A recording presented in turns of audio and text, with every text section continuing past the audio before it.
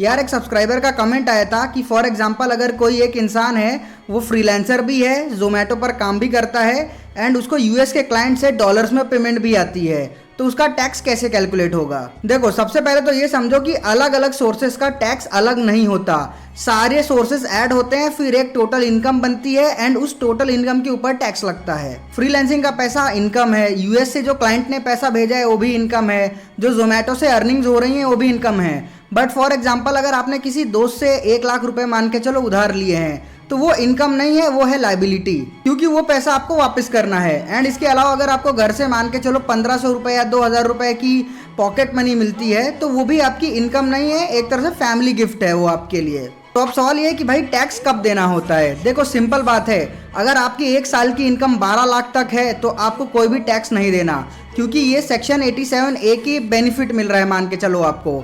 But अगर आप 12 लाख रुपए से ज्यादा कमाते हो तो फिर आपको टैक्स देना होगा। एंड सबसे बड़ा प्रॉब्लम ये है कि लोग रिकॉर्ड्स नहीं रखते। अगर वो रिकॉर्ड्स नहीं रखेंगे, बिल नहीं रखेंगे, तो फिर टैक्स कितना देना है वो निकालना मुश्किल होगा। एंड ऐसी टिप्स मिस ना हो इसके लिए फिनविजन को फॉलो कर लो।